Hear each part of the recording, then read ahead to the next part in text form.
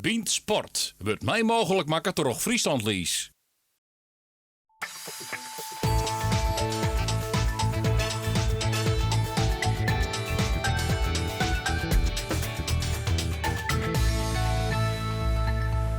De jacht op Friesk Olympisch goud is iepene. Aan tafel een van de grote koningshavers op eremetaal, Schielster Marit Bouwmeester. Ik heb broer en trainingspartner Roelof Bouwmeester en studiosportverslagjouwer Ayot Kloosterboer. Welkom bij Bient Sport. Ik zou zeggen, let the games begin.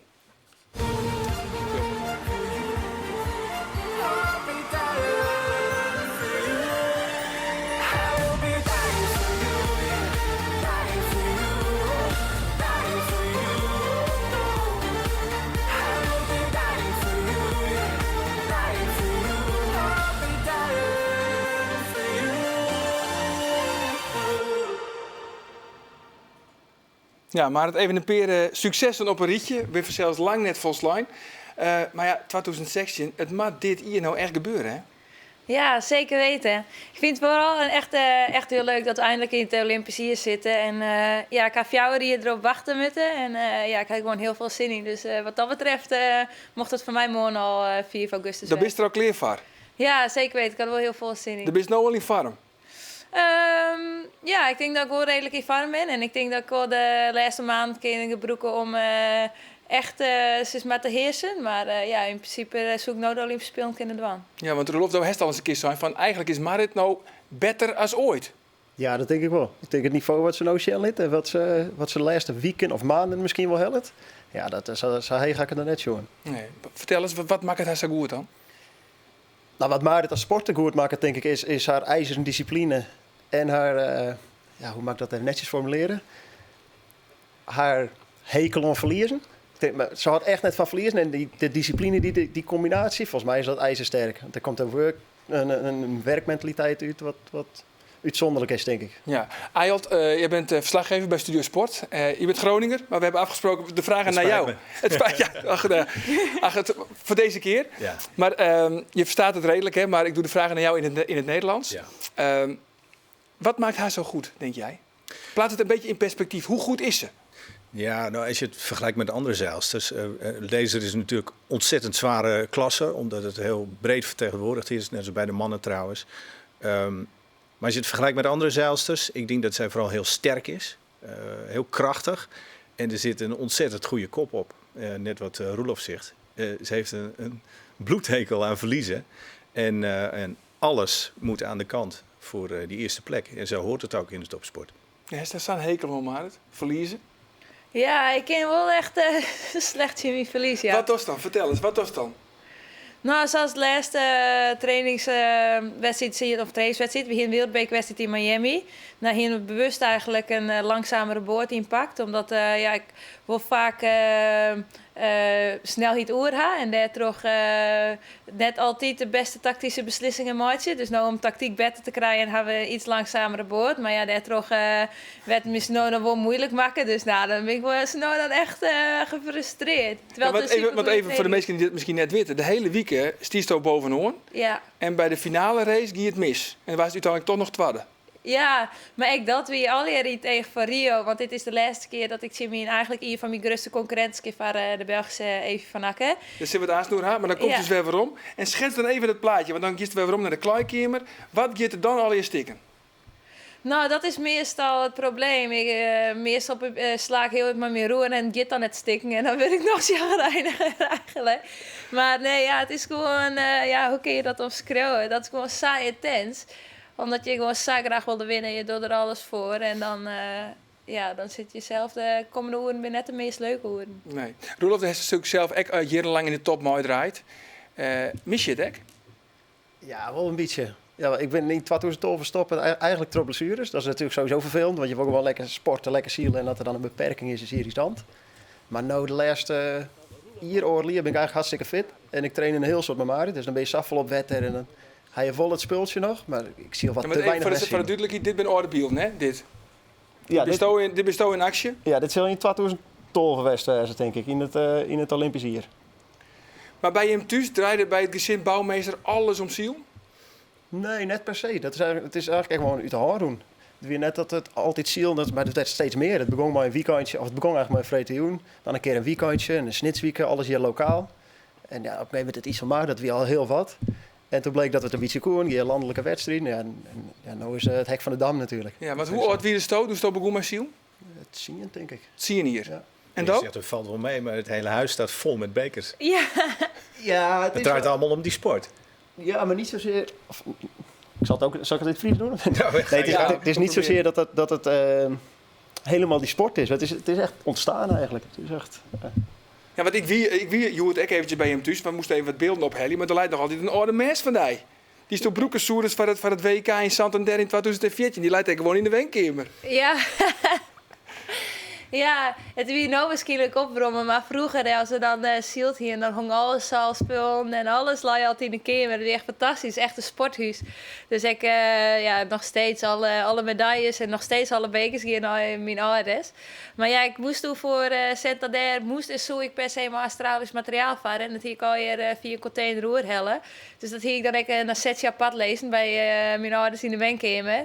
Maar uiteindelijk heb ik toch besloten om daar net maar te zien, maar het lijkt er nog steeds. Maar ik denk, mijn hart vindt het wel leuk dat het er nog lijkt. Dat vind ik echt wel leuk. Ja, die is wel echt een sportfan. Dus ik weet net als we in de garage zien haast, maar Nee, dat net. hij kan bijna fietsenwinkel beginnen. Dus ja, ze ben ik onwijs een sportfan en dat is gewoon wel heel leuk. Maar hoe oud wie de stoot? Dus dat begon van Do wie is het Roelof? Hier is 82, ja. Ja, en Do? Ja, Roelof is eigenlijk de eerste, want mijn pa was weer een fanatiek zieler en we hier altijd wel aan boord. Maar Roelof zou op een gegeven moment bij een snitsweek op beginnen te zien. En ik volg eigenlijk altijd de Roelof, maar alles wat hij deed. Dus ik weer eigenlijk, zo en hier. Dat ik zei van, ja, nou, als Roelof wil zielen, dan wil ik echt zielen. Zo. En zo ben ik eigenlijk wat jij begon. Ja. En het mooie is, daar ben ik beelden van. Oh, nee.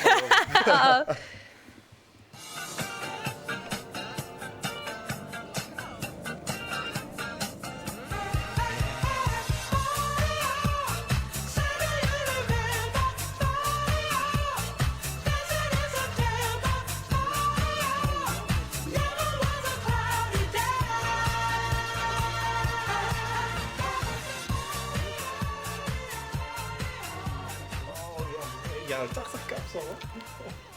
Ja, prima kapsel. Echt zo'n jaren 80 kapsel. Mooie muziek er ook bij. En wanneer hiest dat dan in de gaten dat er echt talent voor hier is?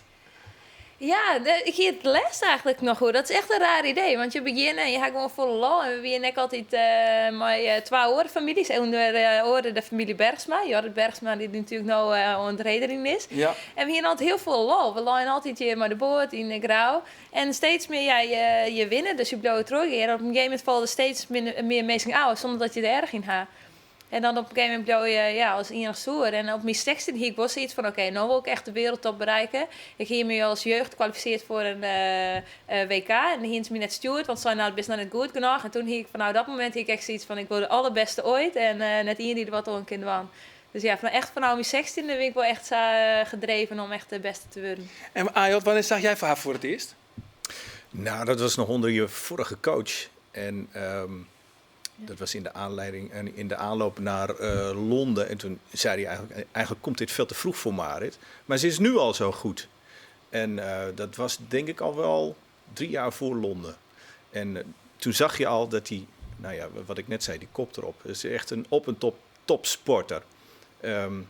En dat ze die drang heeft, die drang om iedereen aan de kant te duwen.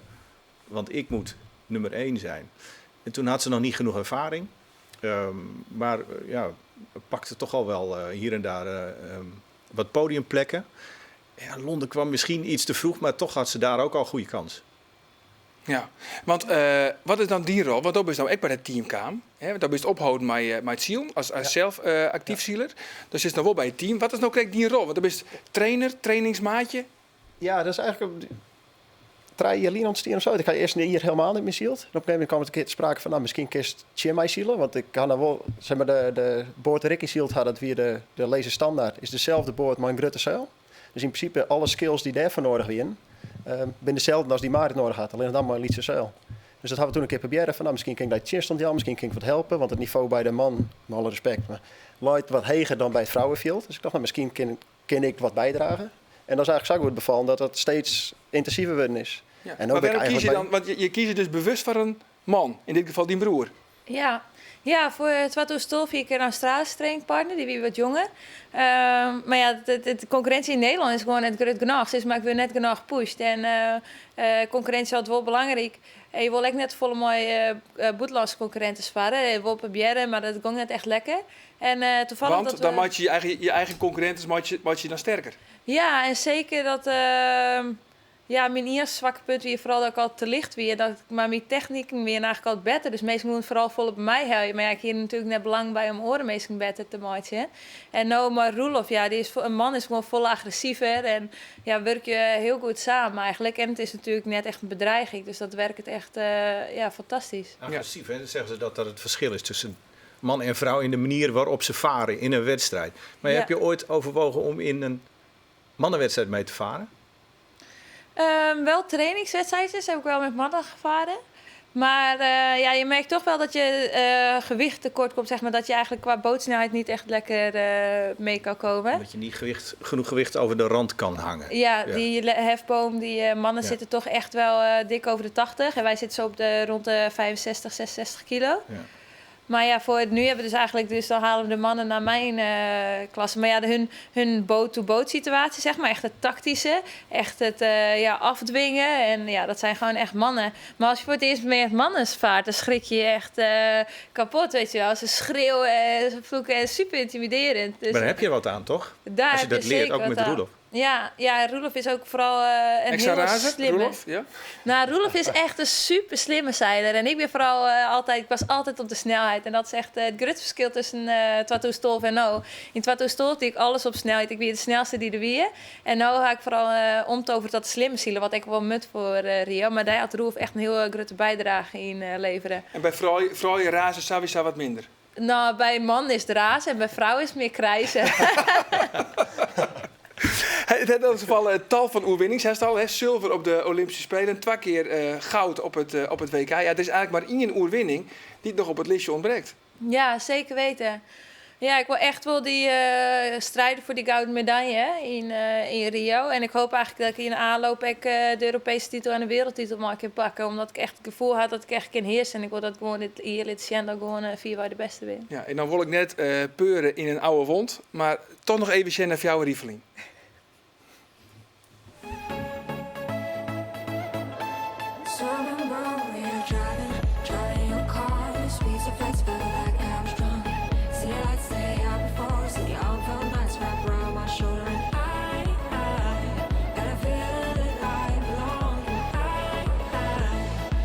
Daar is Olympisch zilver voor Marit Bouwmeester.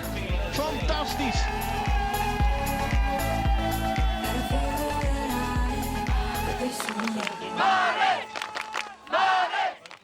Ja, het publiek is blij. Maar hier is toch zelf behoorlijk de smoring? Ja, behoorlijk, ja. Ja, ik weet nog wel dat ik bij mijn coach toen aan boord kwam. En dat we echt wel, ja, wie gewoon stil eigenlijk. Dat wie ik wel traan, denk ik. En toen zei hij van, ja, hij zei dat ik eerst gewoon langs het publiek varen. Want iedereen die gunt het die passeren. En ja, ik eerst maar juichen en de baal is maar op een mooi moment. Maar ja, dat baan had wel een paar maand worden, ja. Het is Ja. heel pijnlijk om die beelden denk ik weer terug te zien. Ja, wat jij zei net, Ayat, van het kan misschien wel een beetje te vroeg. De Olympische Spelen van Londen. Nou ja, zeilen is een ervaringssport, hè. En ja, en als je jong bent, dan moet je toch wel heel erg veel beter zijn om dat te kunnen compenseren. En ik denk dat ze nu 4 jaar later heel veel ervaring rijker is. En heel veel situaties in haar hoofd heeft opgestapeld van hoe het niet moet. Allemaal fouten maken en met die ervaring kom je verder. En ja, ik denk, ja, het werd toen beslist in de medal race met 3 vrouwen die op gelijke hoogte stonden. Dus het kon op een heleboel manieren kon het misgaan. En uiteindelijk pak je dan zilver. Dat is natuurlijk fantastisch, zeker op die leeftijd. Maar ja, nu in Rio, ik ben het met je eens, nu moet het gebeuren. Maar ze eindigden nu in Londen achter de Chinese Xi. Is dat dan straks dan weer een concurrent? Dat is wel een concurrent, maar je hebt er meerdere. Je hebt, waar het net over ging, de Belgische Evie van Akker. Die over het algemeen niet zo vaak van Marit kan winnen. Komt er meestal keurig achter. Ja. Ik denk 8 van de 10 keer zo ongeveer. En dat moet ook maar zo blijven, denk ik. Ja, je hebt nog Anneliese Murphy, je hebt er verschillende. Maar ik denk dat Marit heel erg allround is. En op allerlei weertypes voorbereid. En ja, misschien heb je met licht weer een bepaalde zeilster die dan omhoog komt borrelen. Of met zwaarder weer. Ik geloof dat Anneliese Murphy, jij zegt altijd dat ze een dikke kont heeft. En dus dat ze dus behoorlijk veel gewicht over de rand kan hangen.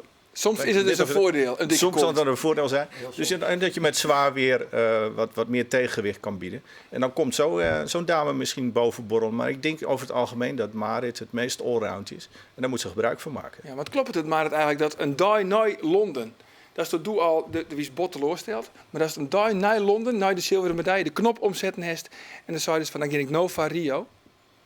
Ja, dat doe je wel duidelijk, ja. Ja, dat doe je zeker. Ik zei iets van, natuurlijk baal je nog en je ging net gelijk weer trainen. Je moet ook even een afstand nemen. Ik bedoel, voor Londen wie echt bizar. Wie ik echt 4 uur lang 300 dagen per jaar voort. En het wie echt mooi, ja, zoals hij zei van, het wie echt mooi samen met mijn coach race in de klok.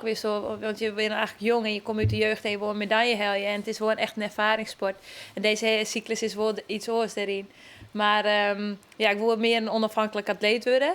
Nou ja, dat is eigenlijk zou ontstaan omdat mijn coach net maar meer verder wordt. Dus daardoor kwam ik meer op mezelf terecht. En ik denk dat al die processen nou wel bijdraagt in week nou ben, ja. Ja, maar vreselijk fanatiek en op redactie we hinten van de middag even noemen. Is dat een familiekwaal?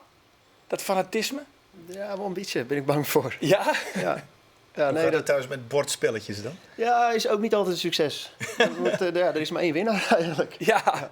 En degene die het verliezen, die pakken het boert op en die smiet het door de dat keer. valt mooi, maar verliezen is net een leuke hobby, nee. Nee, nou ja, Alhoewel ik met ze in de trainingen zat, we dat nou onderling gaan, is dat, ze nou wat, maar wel volle minder. Het is nou gewoon wel duidelijk, alles gaat erom zodat Marit zo goed mogelijk is. Dus wat dat betreft had ik er nou minder moeite mee in het Sion dan in de bordspellen thuis. Maar. Ja, nou we hinten niet kijken alleen hoe de concurrenten zijn. Ik zie dus, ja, en toch, ja, die Evie van Akker, de eeuwige rivale zal ik het wel. Dus zou dus wel van, ja, 8 van de 9 keer eindigt ze keurig achter Marit. Maar laten we even zien naar even een stukje van de Belgische televisie.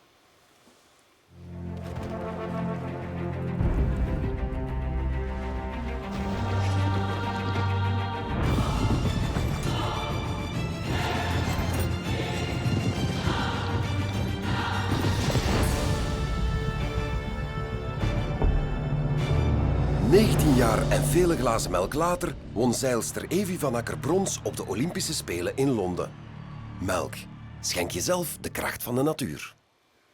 Ja, ik hoor in één keer geen molken meer. Maar, Chinees zeg ik net. Ja, precies. Maar het is wel echt een rivaliteit tussen Jim, hè? Ja, ik bedoel, ik heb heel veel respect voor België nemen we haar. Want ik wil haar eigenlijk net bij de namen nemen, want dan helpt de heel emotie eruit. Dus het is gewoon België en China werken met je vader. Je bent geen vriendin? Nee, we hebben wel zo samen getraind, maar uiteindelijk werkt het net. Je wil gewoon te vaak van elkaar winnen. Ik vind haar een heel aardige meid. En ik respect voor haar als zielster. Maar ja, ze is gewoon mijn concurrent en ik wil haar gewoon verslaan. En ik wil die bal gewoon net te dichtbij haar. Dus nee, ik zie haar gedag en daar stoppen het echt mooi, ja. Maar dus zij is nooit, dat is Evie, dus zij is altijd daar in België. Ja, en ze had nou 2 trainingspartners, dus dat bij België 1 en 2 aan het rijden. Dus dat is echt hoe we eigenlijk dus nabesprekingen doen. En ik China en we nemen alles per land, omdat je die hele emotie doet wel aan boord is een boord. En ons maakt je te persoonlijk. Goh.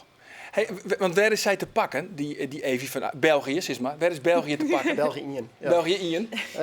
Ik denk net dat we zozeer bij België-Ian bezig hoeven. Ik denk dat Marit haar niveau zo hoog is, dat Marit in staat is om haar eigen niveau te halen, wint ze alle wedstrijden. Ik denk echt van hoe het jongen. Dus wat dat betreft ben ik net zo heel... Tuurlijk zien we naar de concurrenten en weten hoe België doet, weten hoe China doet. En als die iets goeds doen, dan is het ik mijn taak om dat te analyseren en proberen om Marit te leren. Zodat we meestal hun eigen wapens bestrijden kunnen. Maar uiteindelijk is Marit gewoon, als zij haar niveau helpt, is er niks aan de hand. Maar de beste wint altijd, ja? Ja, daar ben ik van overtuigd. Als ze alle 3 op dezelfde aantal punten zouden staan in Rio, dan wint Marit nu. En dat is gewoon puur karakter. Dat je dan niet op het moment suprême die fout maakt. En ik denk dat zij mentaal sterker is dan die Belgische. Maar Marit heeft dus sprongen makken in vergelijking met 4 jaar geleden. En België 1, dus wat minder. Ja, ik denk dat Marit een winnares is. Zoals we er niet zo heel veel hebben in Nederland. Daar moeten we heel zuinig op zijn. Ik denk dat zij dat kan. Ja, en dat is zo zelf weg. Geen druk. Nou, je weet het natuurlijk nooit, want het is echt sport. En Sion is gewoon... Sion is gewoon... Hij zal altijd maar componenten maken die is net helemaal beïnvloeden kist. Tuurlijk toch, Maar, de wien, het wetter. Ja, en je moet hopen dat het materiaal heel bloot en in Rio dan dat je net toevallig een plastic zak in die zwart krijgt of zo. Maar nee, ja, in principe als topsporter wordt er van je verwacht dat je presteert op het moment dat het mat. En ik vind het ook altijd wel wat lekker wat druk. Dus ja, ik ga er zeker voor om gewoon mijn beste ziel te laten zien. Maar mocht het nou net slagen, want ik zeg net mij les bij Studio Sport, zeg ik een documentaire over Henk Grol, de judoka. En die zei van, judo is al lang niet meer leuk. Het is gewoon werk. En als het mij net slaagt, het Olympisch goud, dan is mijn sportcarrière eigenlijk mislukt. Ja, dat zegt wel iets over zijn instelling, hè? Ja. Ja. Maar hoe is dat bij jij? Ja, ik hier zie het documentaire ook zien en ik... aan de ene kant wel mooi, maar aan de andere kant denk ik van ja, je leest jezelf wel heel volle druk op, zeg maar.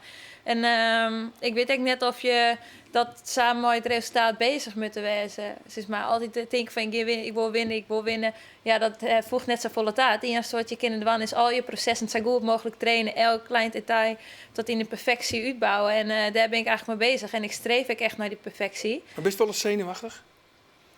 Tuurlijk viel je wel eens de druk. Maar die druk is juist echt goed om te hebben. Dat er weer extra focus. Ik vind dat... ja, ik weet het, ik had er net les van. Ik had het idee dat ik in mijn eigen niveau altijd goed kan handhaven onder druk. En dat horen meestal juist minder gaan zien, dat toch. En fouten maken. Maar ja, ik wil heel altijd helemaal naar mezelf zien. En alles gewoon zo goed mogelijk uitvoeren. En uiteindelijk hoop ik dat er maar één resultaat bij past. Dat is voor iedereen natuurlijk ook verschillend. Want dit werkt voor Marit. Henk Grol is helemaal geobsedeerd door zijn eigen doel. Dat is goed, dat moet hij op zijn eigen manier. Maar als je bijvoorbeeld Dorian van Rijsselberg heeft... die heeft als doel gesteld dat hij geniet van de weg er naartoe. En dat doet hij als geen ander. Op het oog is dat vlierenfluiten, maar hij heeft ontzettend veel plezier in het trainen... in het lol maken met zijn maatjes... tijdens de training en in zijn vrije tijd daaromheen... En zorgt ervoor dat zijn kop leeg is op het moment dat het moet gebeuren. Dat heeft hij gepresteerd in Londen. Dus misschien wel het tegenovergestelde van wat er met Henk Grol aan de hand is. Maar het werkt voor iedereen anders. En zo is het voor iedereen een verschillende weg richting succes. Ja. Hopelijk dan maar. Hey, jongens, we kennen er in deze Olympische editie van Bean Sport net omheen. Het is de sportquiz.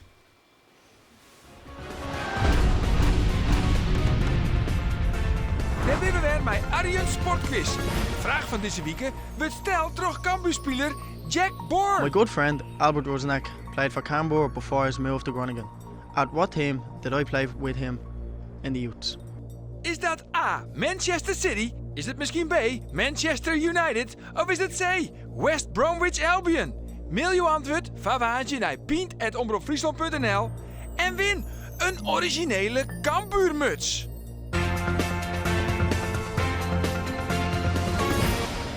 Ja, we konden eigenlijk amper verstehen. Maar goed, het wie Jack Bourne, de prijswinner trouwens van Vlien Wieke. Dat is Nina de Jong van Bedaat. En zij kwam met het goede antwoord van Vlien Wieke. Sander van der Streek en wint er mooi 2 kaartjes voor de wedstrijd Heerenveen FC Twente. Op de radio trouwens, dit weekend geen ziel. Wol het betellen voetbal. Morgen ben ik zelf van kwartier voor 8 naar Thierry Oer Sportclub Heerenveen FC Twente. En een dag later dat Geert van Thun verslag van de welke het was die van tussen FC Grace en Cambuur. En die wedstrijd begint dan om 11:03. Ja, 4 augustus. Dan beginnen de Olympische Spelen. Denk je nou al elke dag onder de Olympische Spelen? Als je wekker wist? Ja, wel volle, denk ik.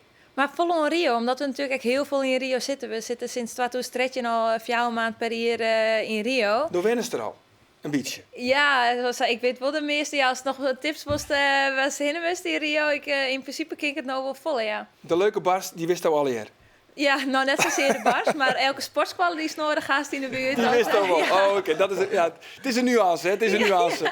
Hey, daar praten we aan zijn Griffo terug op Bean Sport op internet.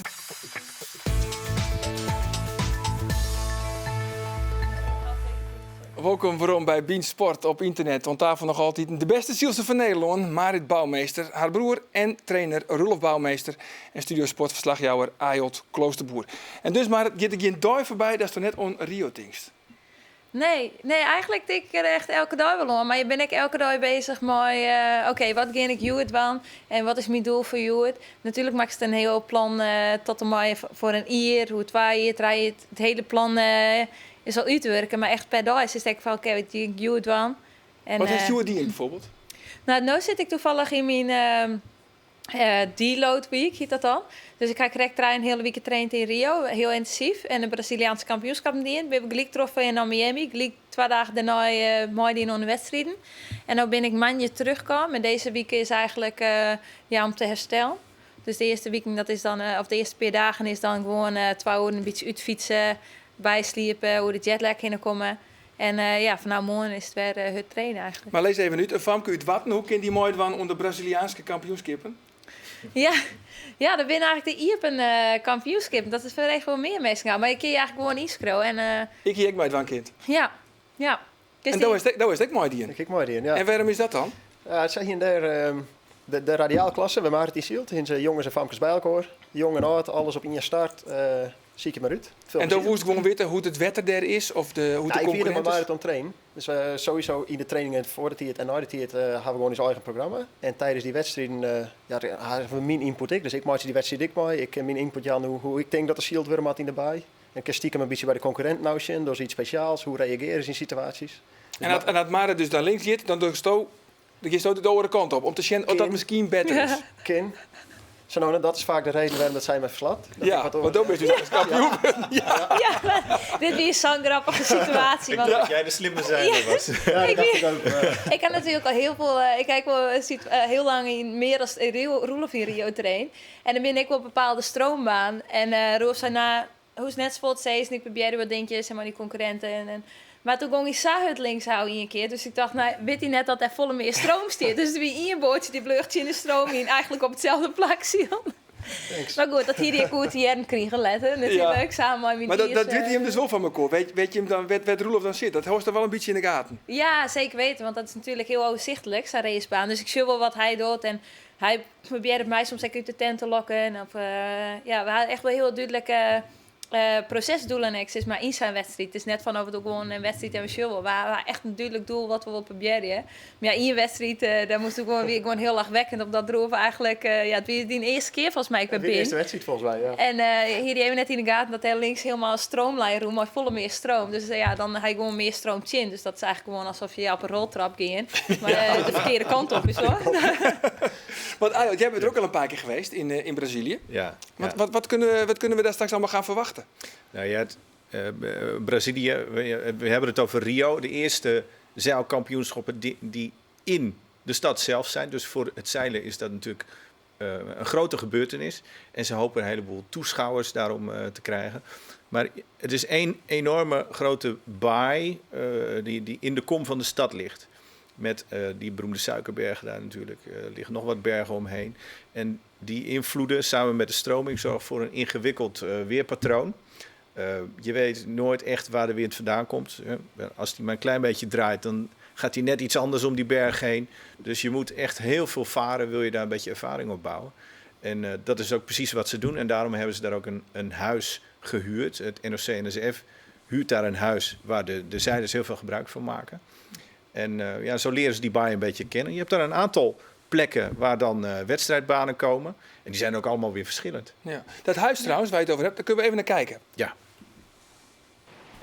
Op een steenworp afstand van de Olympische baai van Rio ligt het Team NL-huis. Geen hotel, maar een woonhuis in een veilig deel van de stad. Met name de zeilers hebben er al 3 jaar plezier van. Het huis is van iedereen, dus ook boogschutters of judoka's, beachvolleyballers. Wie in Rio moet sporten is welkom. Het grootste geheim wordt bewaard in de coachruimte. Hier wordt al 3 jaar lang zoveel mogelijk informatie verzameld over het Olympische vaarwater. Het Team NL-huis kan voor de zeilploeg wel eens de basis vormen voor mooie successen in Rio. Ja, hoe belangrijk is dat, Marit? Dat is dan hoe het dus al is. Weet je hem de gebruikformaatje kennen? Ja, ik denk dit is wel heel belangrijk. Een van de meeste uitdagingen van Rio weer dat het logistiek zo volle moeilijker is als in Londen.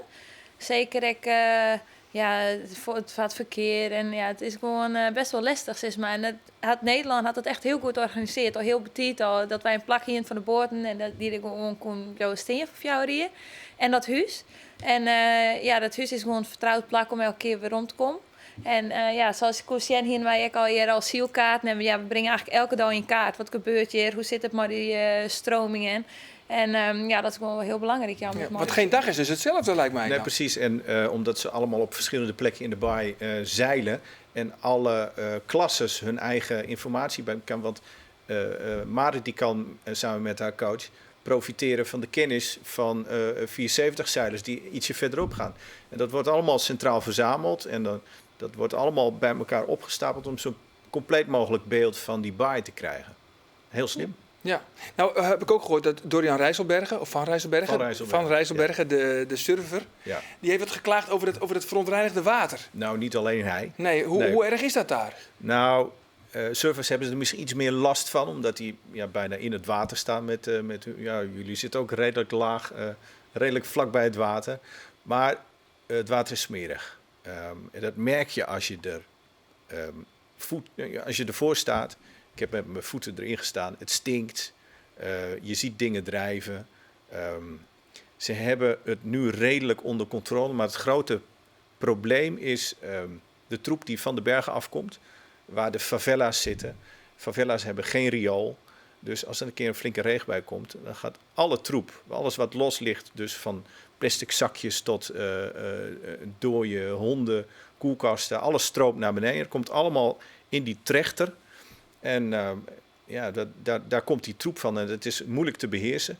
Maar ik heb me laten uitleggen dat er 17 punten zijn gelokaliseerd waar zo'n kanaaltje met troep in die baai uitkomt. En van die 17 hebben ze nu 14 redelijk afgedicht met netten, zodat de grootste objecten uit die baai blijven. Maar ja, dat zegt natuurlijk niks over bacteriën en andere kleine vieze beestjes die je niet in de buurt van je mond wil hebben. Nee, dat lijkt mij ook net. Dat is dan gewoon het Olympische wetter en wetter dus met de hoen en koelkasten. Bestel ik van die dingetje in Kaam? Ik denk zeker het eerste hier wel. Ik moet zeggen dat ik me altijd wel een beetje afzijdig probeer te houden van dat onderwerp. Ik bedoel dat het smarig wetter is, dat kan net in iets hoor zo zees is maar. Maar soms just ik gewoon de locals gewoon erin zwem. En ik ben eigenlijk in die fjouwer hier dat ik er weer best nog nooit echt ziek was. Dus ik denk van ik vind het altijd wel een moeilijke discussie. Dus ik hou me er eigenlijk al vooral voor boeten. Maar dat ze nou de mooi aan de gong binnen. Dat is heel erg duidelijk. En ik hoop voor die mensen zelf dat misschien wel dat ze dat oerhouden naar de spelen. Dat ze beter riolering en dat zij daar uiteindelijk gewoon een skin bij hebben. Maar dan hoort je wat boeten omdat zoiets misschien van ik mag me gewoon concentreren op het sportieve gedeelte en al die rondezaken werd ik toch geen invloed op hakken in. Dat liet ik dan maar om even voorbij gaan. Ja, precies. En voor mij is gewoon het belangrijkste wat er met de wien gebeurt. En dus daar hou ik me gewoon mee bezig. En voor de rest heb ik er weinig invloed op. En het enige wat ik in de is zo mogelijk zielen. En dat is mijn doel eigenlijk. Het zijn ook dingen waar je, zoals je zegt, je hebt er geen invloed op. Dus je kunt je er als zeiler niet mee bezighouden. Het helpt ook niet. Dus je moet je concentreren op de dingen die je wel kan veranderen. En dat klopt ook, wat je zegt. Die donkere jongetjes die daar in de buurt wonen, die springen daar gewoon in. En die gaan daar gewoon lekker zwemmen.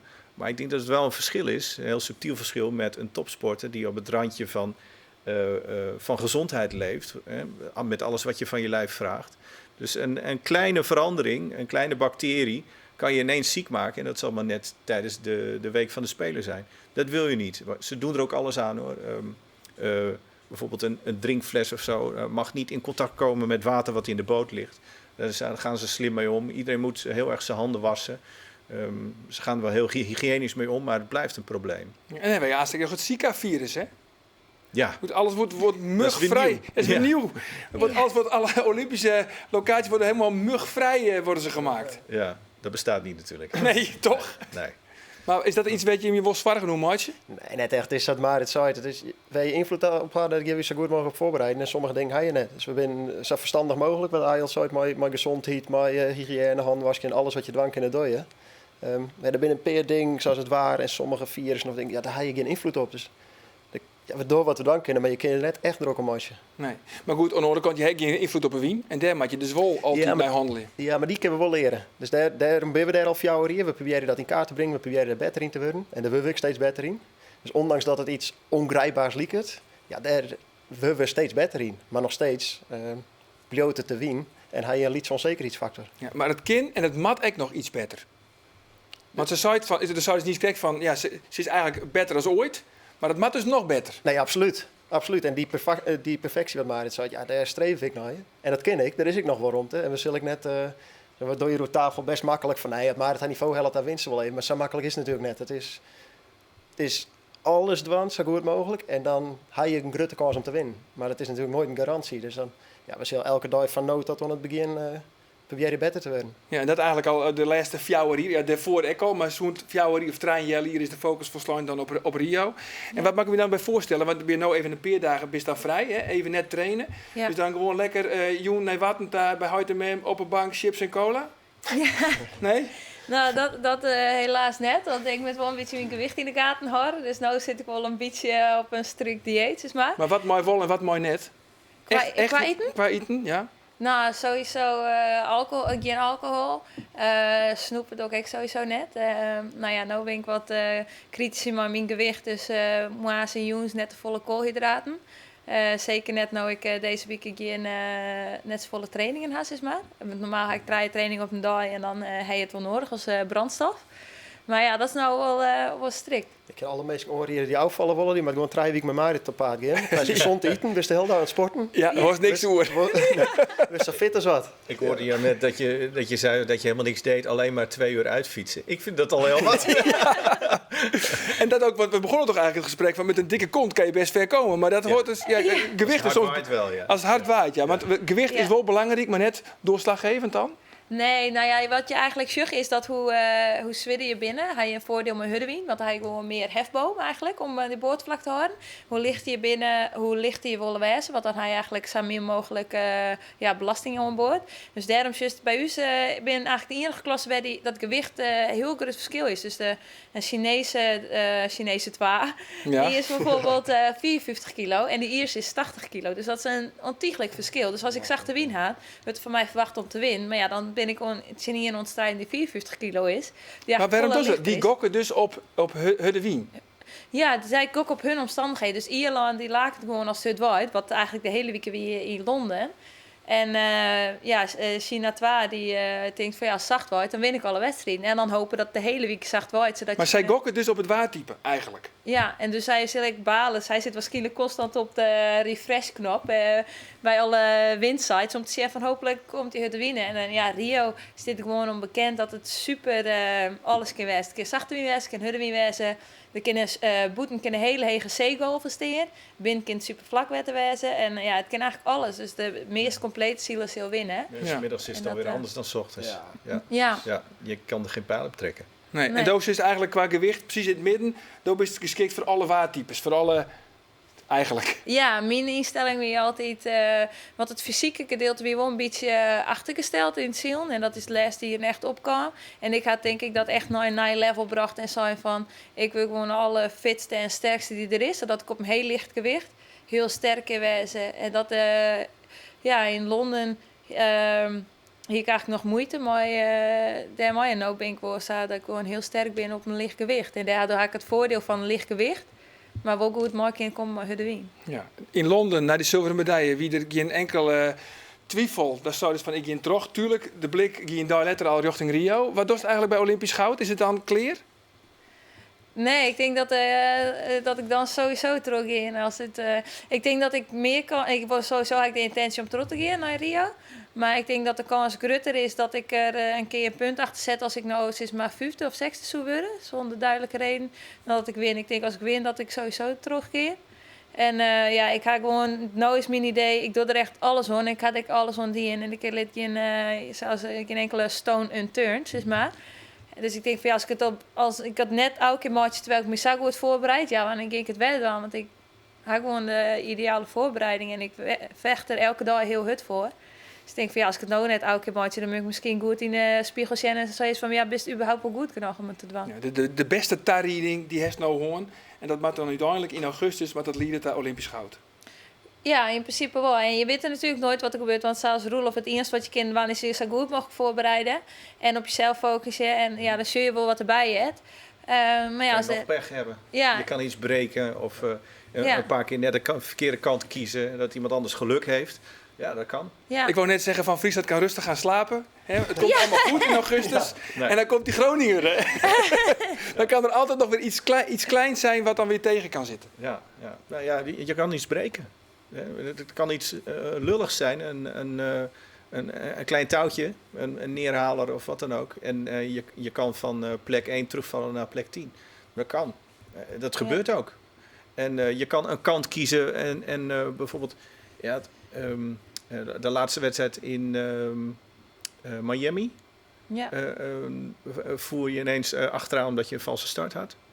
En had je alsnog kans om te winnen. En toen draaide ineens de wind waardoor de kant van die Belgische ineens favoriet was. En je zelf kansloos was. Ja, dat kan gebeuren. Ja. Want tijdens de wedstrijd, Rolf, heeft ook geen contact met Marit. Dan kiest ook niks doen als trainer zijnde.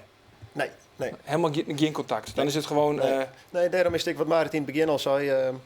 Zijn maar als zelfstandige sporters zo sterk mogen worden. Want net iemand kan dan helpen met beslissingen. Ze zullen alles zelf dan moeten. En dat is volgens mij alleen maar goed geweest. En dat geeft denk ik het verschil met in Rio. Dat ze gewoon zelf de keuzes maken. Het alles is vanuit Marit. En dat is maar goed denk ik. Ja. Maar want dat is nou even waarom in Friesland. Wanneer is dat weer wat? Ik ging nou toen weer naar Gran Canaria. En daar ging ik samen met Roelof in en met mijn coach. En dat is eigenlijk begin maart mijn Europese kampioenschap. Oké. Ik wens je dan een heel soort succes. Beide trouwens. En jij ook natuurlijk, Aya, want jij bent erbij neem ik aan, hè? Ja. Olympische Spelen. Ja, achter de microfoon. Achter de microfoon. Ja. Veel succes Is erbij. veiliger. En ik hoop, we hopen allemaal heel Friesland op Olympisch goud. Hartstikke mooi dat je er weer is. En dit weer de allereerste Olympische editie van Beansport. In dit geval dan op internet. Toch een hele gezellige jong. Dag.